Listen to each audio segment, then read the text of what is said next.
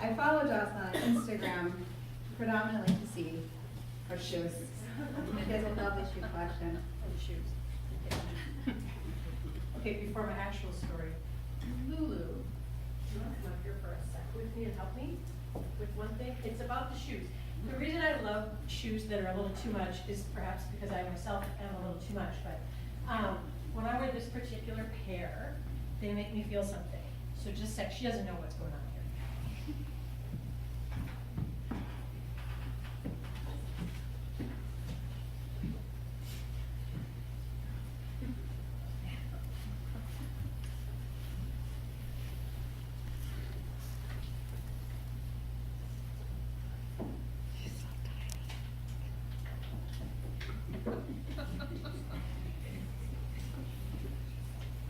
It's just a simple thing.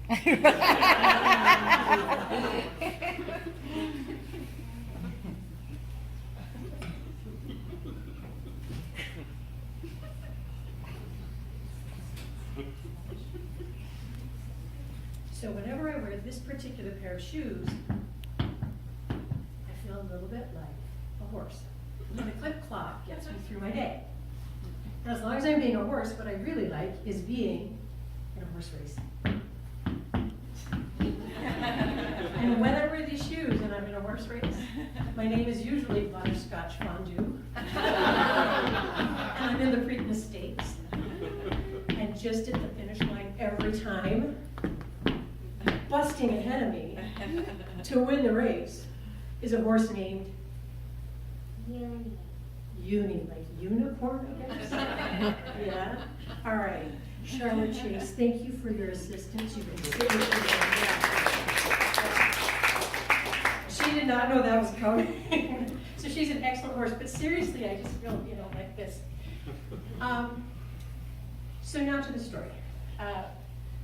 My mother is proving to be something of a disappointment.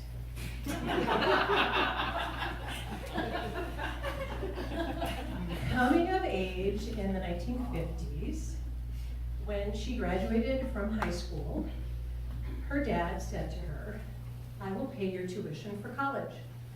And so she went to a private liberal arts college and she majored in English and minored in music. She eventually became the executive director of the symphony in the city where I grew up. And she had every advantage. She was a lifelong Democrat.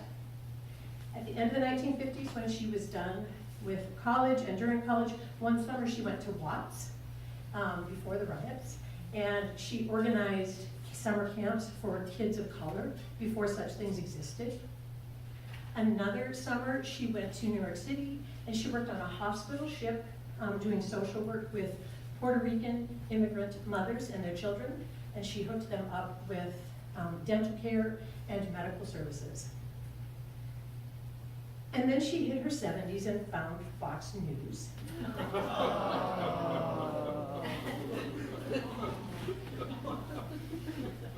And the first time my mom became a Republican was when a black man ran for president. And now she is completely sure that any person in a headscarf is a terrorist. So as you can see, my mother is turning out to be something of a disappointment.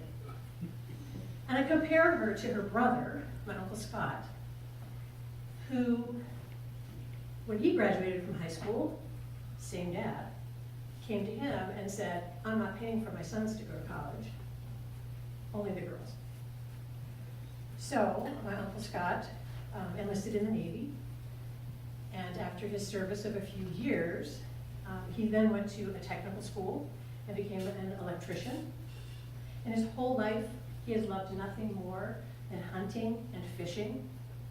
And his true lifelong dream has been to be a cowboy in Montana. And he just wants a horse and to work the range. And you can tell that Uncle Scott has a certain kind of wiring, like the profile I just painted for you. We know a guy like this. And yet, with every year of his life, he's now in his 80s, my mom's 84, he's 81. as every year has gone past, he's become increasingly progressive, and he believes very firmly in the rights of the marginalized, and in the fundamental truth that every human being on the planet deserves an equal opportunity for health and happiness. And if you were to go to the Damiano Center, you just might see my cowboy uncle with a ladle in his hand. So when I think about my Uncle Scott, I see how he's pushed through some of the things that life set him up for. And I think about him as someone who has exceeded his programming. And all of this was on my mind about a year and a half ago as I struggled to figure out this relationship with my mom. How could I keep a relationship with someone who had been a very good mother to me during the years when it mattered the most? And yet at the same time, how can I keep a relationship with someone who offends me so deeply? And I was really twisted up. I was just so sad inside, trying to figure out what I wanted to have happen with that relationship. And so about a year and a half ago, when I had an opportunity for a writer's residency in Tennessee on a farm, I decided that I couldn't control my mother, but I can control where I put my energy and attention in life. And I was going to collect stories of people like my Uncle Scott. I was going to look for stories in the world of people who were exceeding their programming. And during that residency in Tennessee, I was going to write an essay about such people. So I would hearten myself through my writing, I guess. Now, the way this residency happened was it was given to me as a kind of award for a previous essay I had written, had done well in a contest, it had been put in an anthology, and the press that published this anthology said, you can come have a residency. You don't need to go through the usual application process, so you don't need to send samples of work, you don't need to fill out the application. Just tell us a week that you want to come in the next year, and you can come and write. So I did that. A couple of weeks before the residency, before I was to leave, I received an email from this small independent press, and it had the guidelines for the residency. And I opened the attachment and read the guidelines, and it was at that point I found out I was supposed to pack some Wellingtons, and they recommended overalls, and they didn't say I should bring a suitcase big enough for a pitchfork, but it was implied. And as it turned out, what I had not known until that moment was part of the residency was that I would be working the farm. These shoes were. Yeah. So, I think it's important at this point for you to know that we have no pets at our house. We have no animals. And I used to say that it was because I had enough small creatures to care for, what with my children and all. Well, now my kids are teenagers, they're nothing. They're very, very able to take care of themselves.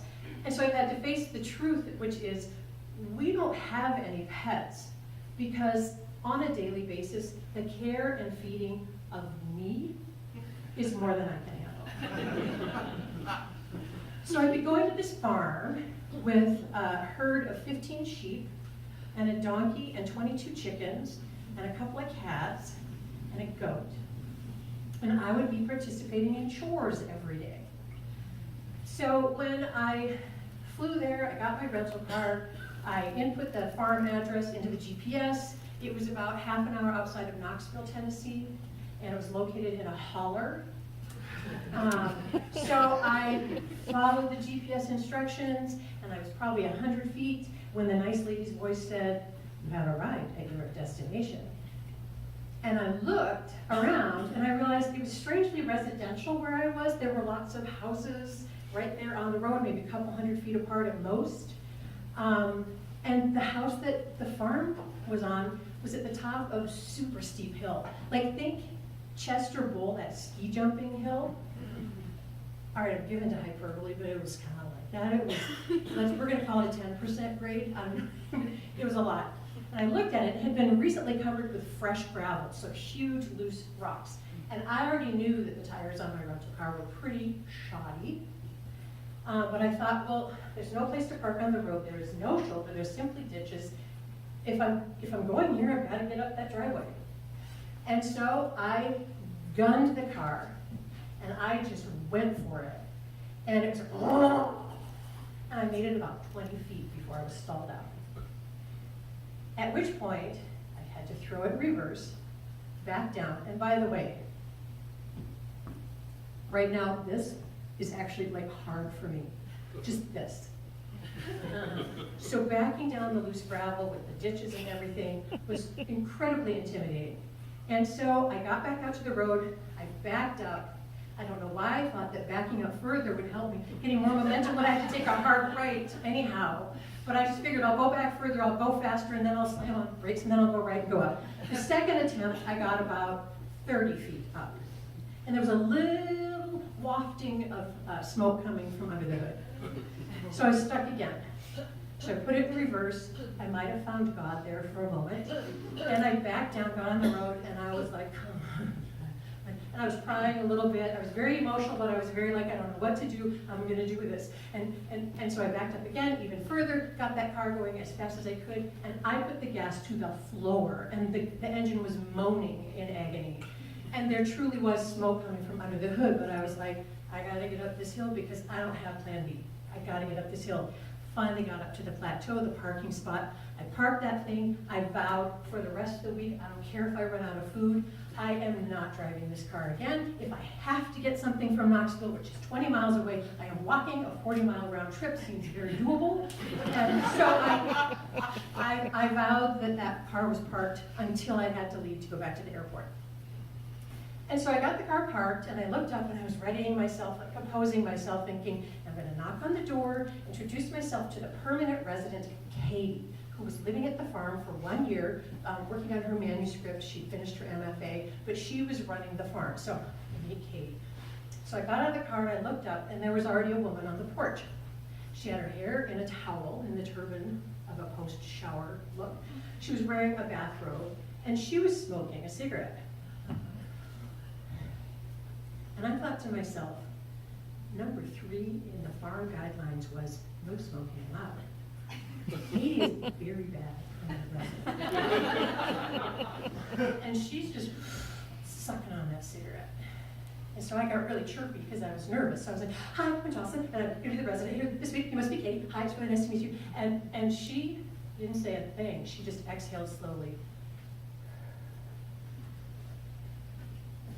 She just stared at me. She locked eyes with me. She said nothing. And eventually she went.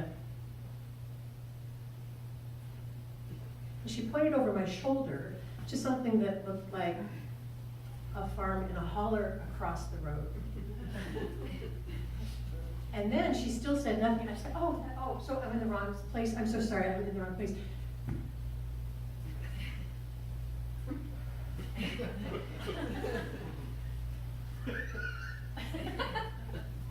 She never said a word to me, not one word. And I finally said, oh, so that's the farm. So that's the farm. I'm in the wrong place. Oh, I'm so sorry. My apologies. Excuse me. The beautiful driveway, nice gravel. And I got back in the car, and I thought, I can't go down this driveway, but I have to go down this driveway. And I was crying a little bit. And the woman in the bathroom with the cigarette stepped forward and leaned on the railing so she could watch me better as I tried to go down the driveway. At which point, a man came from inside the house with upwards of 10 teeth, and he too put his elbows on the railing, and the two of them waited for me. So I cried a little, and I put the car in reverse. I backed down, and I was able to drive down the driveway. I went 10 feet over to the house across the street. I parked on the beautiful flat space next to a barn. There was a donkey, there were some sheep. Oh, didn't see those before. And I went up to the house and I knocked. No one answered.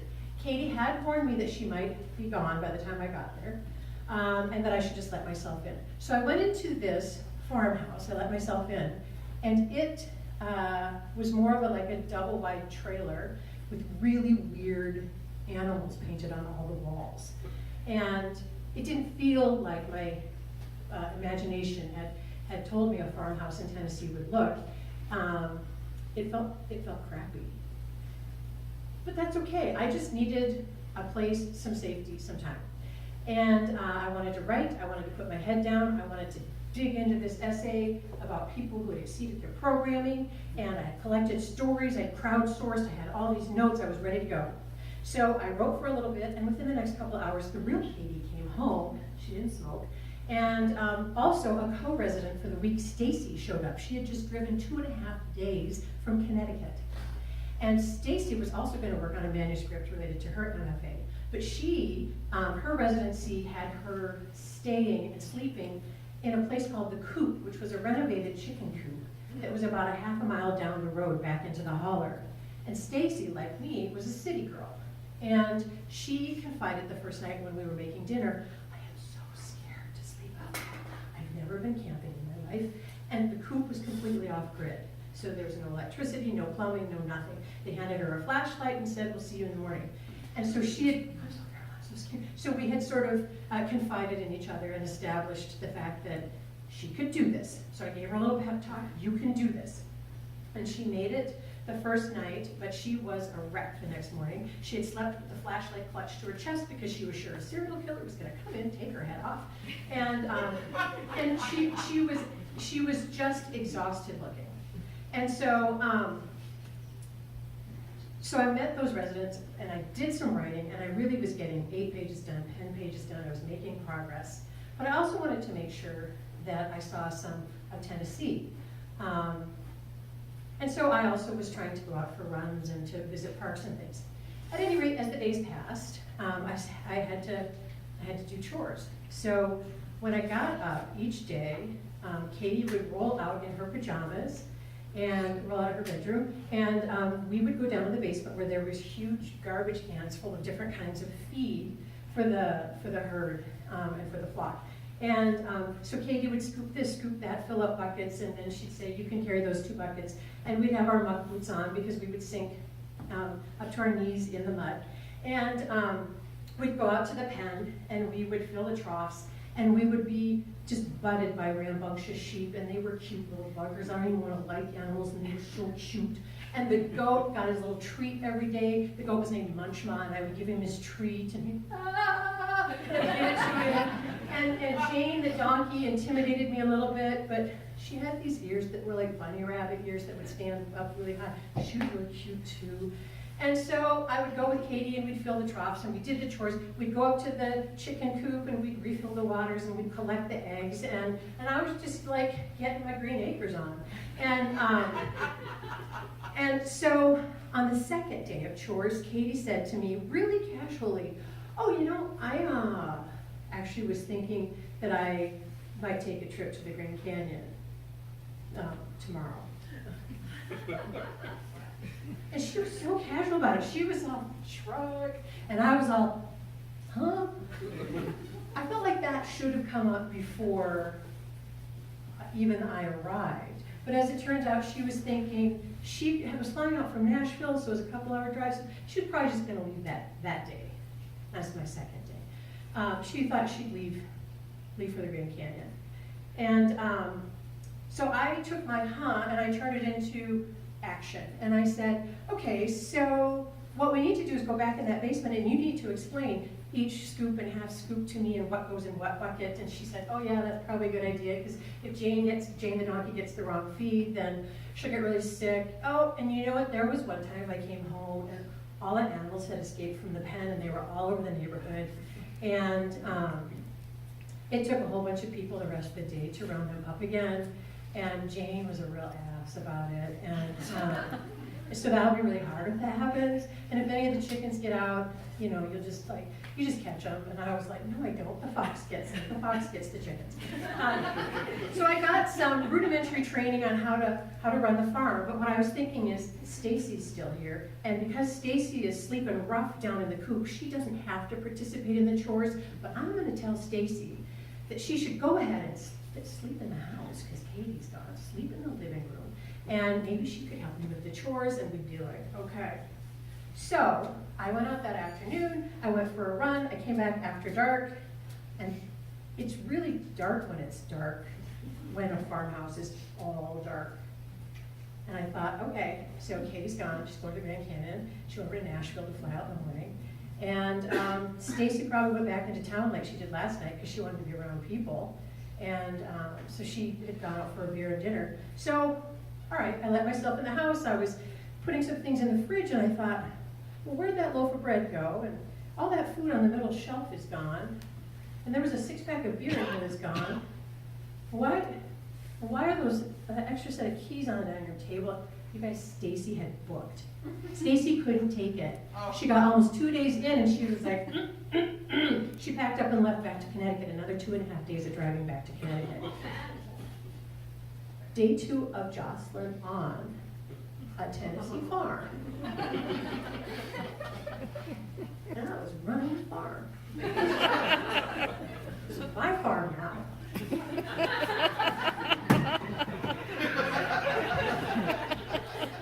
And the first thing I did was what I always do, cried a little bit.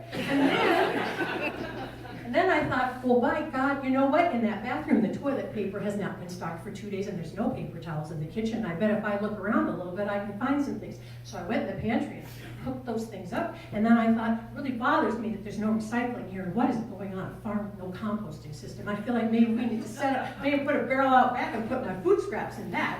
And then I realized, oh, Jesus, Jocelyn, you're here for a week. Just to keep the animals alive. And you can call it a win. So, I didn't sleep much that night because I realized I have to go do all this chores, and I don't know if the alfalfa, was the alfalfa half scoop, full, oh. And at about 3 a.m., I started thinking, I wonder if there are safety goggles in the house anywhere. I could put those on when I collect the eggs, because I'm actually really scared to collect the eggs because those packed in little beeps. So I was like, I just want some safety goggles. And then by about 5 a.m., I was almost apoplectic because I realized one of the guidelines about the chores had told me that there was a chore called siphoning the duck pond. And what if I went out and I found the duck pond, but I realized it had to be siphoned, that it was critical. Like, do I put a hose in it, and do I suck really hard? I mean, how do you siphon a duck? And then, of course, because I knew that I'd get a huge mouthful of fecal water, and then I found like E. coli by nightfall, so then I'm going to be hospitalized, and then it's going to be the hurt. And around 6 a.m., I started dozing off.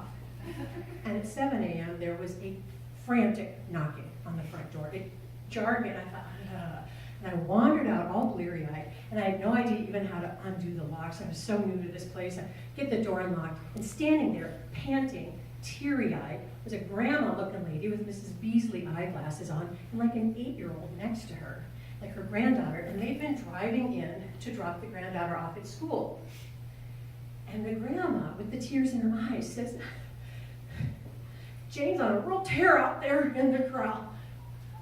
She's flinging a pregnant sheep around. She's going in real hard on that sheep. And I thought to myself, no, I didn't sign up for any of this. No, there is no way I'm putting on my muck boots and going out to tangle with a donkey at 7 a.m. No, no.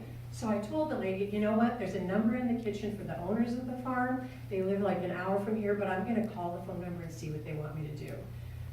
So I actually hate phone calls, so I found the phone number for someone called Farmer Joe, and I texted him. And immediately, within a minute or two, I had a text back from Farmer Joe. I had explained the whole situation. Jane's on a rampage, pregnant sheep, flaming. And Farmer Joe says, oh, it's okay, don't worry. And I thought, oh, so when we're farmers, we're casual about mayhem. That's right. And so I said, really? And he was like, oh yeah, Jane gets like this sometimes if the lambs and the sheep, if they try and snitch from her food bucket. Yeah, this time last year, Jane just killed a lamb. And I thought, and I tried to, oh, yeah, okay, we're casual about this stuff. I mean, when we're farmers, we don't get all Twitter-pated. Around. So he said, I'll come over later this afternoon and take a look. So, he kind of calmed me down, I suppose, but I thought to myself, so something bad is happening out there, and I'm just not going to go look at it. I just can't. But I still vow that on my watch, no animal is going hungry, so I have to do the chores. And if I do the chores, I might have to step over a sheep carcass. And I might have to learn to lasso for the donkey. So I pulled myself together, I put those buck boots on, and I went out there. I kept my head high, and if I was anything that looked kind of like a sheep, I just kind of stepped over it. And I saw nothing. Jane seemed fine, the sheep seemed fine, everything was calm in the pasture. So I did all the chores. There was a whole system with the chicken coop where the watering things were electric to keep the water warm. You had to unscrew them with one hand while using your other hand to keep the chickens in the coop. And it was hooked to a surge protector which dangled out the side of the coop. And there was a point where I dumped a bunch of water in the surge protector, but we didn't die. And so I made it through.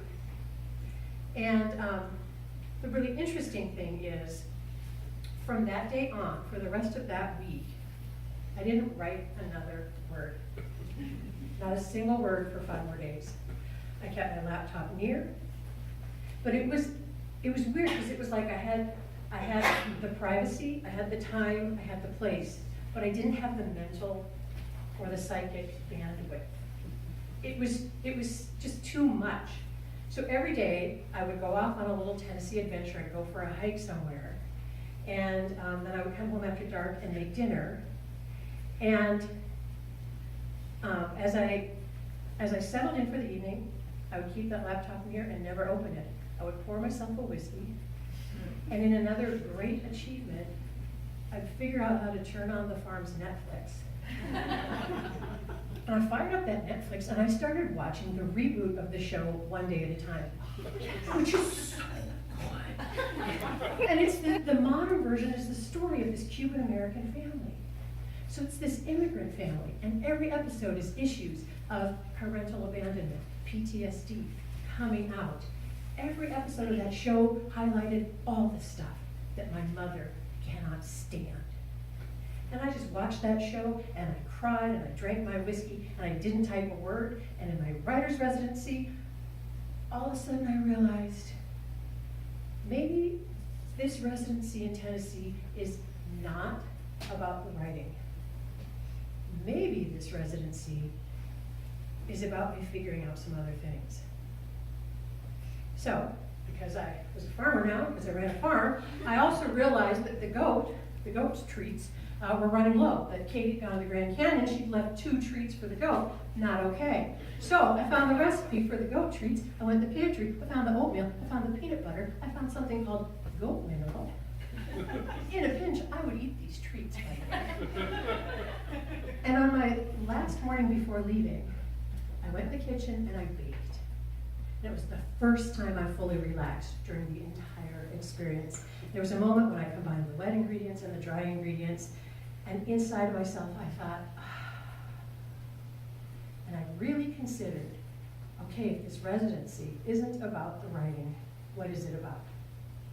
And I had this moment where I realized I had been faced with a challenge. I had been asked to become someone and something that was completely not who I am. And I hadn't flinched, and stepped up, and handled myself, and I had exceeded my programming. And if I couldn't look to my mother for a role model, and maybe I didn't even need to look to the stories of others, maybe all I needed to do was walk into that filthy bathroom in the farmhouse and clean some of the smudges off that mirror, take a look at the exhausted reflection staring back at me, and think, yeah, you better bet you're making goat cookies. Because you, Jocelyn, in the middle of your own story, are the greatest of all time. Woo! You are the greatest of all time. Yeah. A reminder to everybody, go watch One Day at a